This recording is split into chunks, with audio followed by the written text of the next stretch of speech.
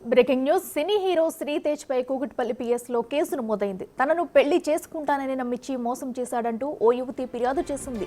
శ్రీతేజ్ పై గతంలో Kukatpally police station లో కేసు నమోదైనట్లు తెలుస్తుంది. పెళ్లైన మరో వివాహితతో అక్రమ సంబంధం పెట్టుకున్నట్లు కేసు నమోదైంది. HDFC bank senior vice president Suresh భార్య అర్చనతో శ్రీతేజ్ వివాహితర సంబంధం అంటూ వార్తలు వచ్చాయి. ఈ విషయం తెలిసిన సురేష్ గుండెపోటుతో మరణించాడు. ఆ ఘటనలోనూ శ్రీతేజ్ పై మాదాపూర్ పిఎస్ లో కేసు నమోదైంది. ప్రస్తుతం శ్రీతేజ్ బడా సినిమాలో నటిస్తున్నాడు. అతనిపై బిఎన్ఎస్ 69, 1152, 318 సెక్షన్ల కింద పోలీసులు కేసు నమోదు చేశారు. ఇదే అంశానికి సంబంధించి మరింత సమాచారం మా ప్రతినిధి రాణా అందిస్తారు. రాణా, చెప్పండి. ప్రస్తుతం సినీ హీరో శ్రీతేజ్ పై కూకట్పల్లిలో కేసు నమోదైంది.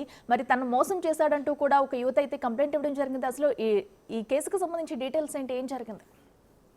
యువనటుడు శ్రీతేజ్ సంబంధించిన వ్యవహారం టాలీవుడ్ లో సంచలనంగా మారింది. అందరూ కూడా ఈ వ్యవహారం గురించి కూడా మాట్లాడుకున్న నేపథ్యం పడింది. ఎందుకంటే ఇప్పుడిప్పుడే మంచి మంచి ప్రాజెక్టులో కూడా అతను నటిస్తున్నాడు. చాలా మంచి సినిమాలు కూడా ఇప్పుడు వచ్చాయి. చాలా వరకు కూడా ఇప్పటికే హిట్ అయినటువంటి సందర్భం కూడా ఇప్పుడిప్పుడే సినిమాలు కూడా ఎక్కువగా పుంజుకుంటున్న సమయంలో ఇతను ఈ వివాదాలకి వెళ్ళినటువంటి నేపథ్యం కాబట్టి గతంలో కూడా ఎఫ్ఐఆర్ పెట్టుకున్నటువంటి కేసు కూడా ఒకటి ఉంది. దాంతోపాటు ఇప్పుడు ఒక యువతిని మోసం చేశాడనేది కూడా ఇప్పుడు ఎఫ్ఐఆర్ నమోదైనటువంటి నేపథ్యం కాబట్టి ఎందుకంటే ఈ కేసులో కూడా శ్రీతేజ్ సంబంధించిన విషయంలో అతనికి సెక్షన్స్ కూడా చాలా గట్టిగానే పెట్టినట్టు మనకు చాలా స్పష్టంగా కూడా కనబడుతుంది.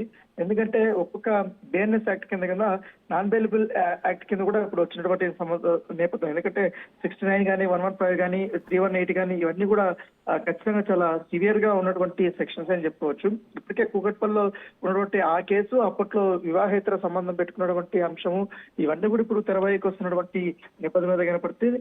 దాంతోపాటు ఈ మధ్య కాలంలో చాలా హిట్ సినిమాల్లో కూడా అతను నటించినటువంటి పరిస్థితి. ఇప్పుడు దాంతోపాటు ఈ దళారి సినిమా గానీ, బహిష్కరణ గానీ, ఆ తర్వాత లక్ష్మీ నివాస్ గానీ ఇలాంటి సినిమాలన్నీ కూడా ఆయన నటించాడు. దాంతోపాటు కొన్ని హిట్ సినిమాల్లో కూడా అతను నటించడం నేపథ్యం కాబట్టి ఇప్పుడు నటించిన తర్వాత ఇప్పుడు కెరీర్ పీక్ స్టేజ్ లోకి వెళ్తున్నటువంటి సందర్భంలో ఈ కేసుల్లో అతను ఇరుక్కుపోయాడు. ఖచ్చితంగా కూడా అతను నన్ను మోసం చేశాడు కాబట్టి అతన్ని ఖచ్చితంగా శిక్షని అనుభవించాల్సిందే అనేది కూడా యువతి చెప్తున్నారు. అయితే యువతకు సంబంధించిన విషయాలన్నీ కూడా బయటకి పోలీసులు అయితే చెప్పకూడదని చెప్తున్నారు. ఎందుకంటే గతంలో హెచ్డిఎఫ్సి బ్యాంక్ లో సీనియర్ వైస్ ప్రెసిడెంట్ గా పనిచేసిన సురేష్ భార్యతో అతను ఈ వివాహేతర సంబంధం ఉంది కాబట్టి అప్పట్లోనే గుండు కొడుతూ అతను సురేష్ చనిపోయాడు. దానికి కూడా కారణము శ్రీతేజ్ పైన. దాంట్లో అప్పట్లో మాదాపూర్ లో కూడా ఇది ఫిర్యాదు కూడా చేస్తున్నప్పుడు చాలా వరకు కూడా ఈ కేసులు ఆయన గతంలో కూడా ఇంకా ఎంతమంది అన్న మోసం చేశాడు అయిన దానిపై కూడా పోలీసులు ఆరాధిస్తున్నారు. Right Rana, thank you.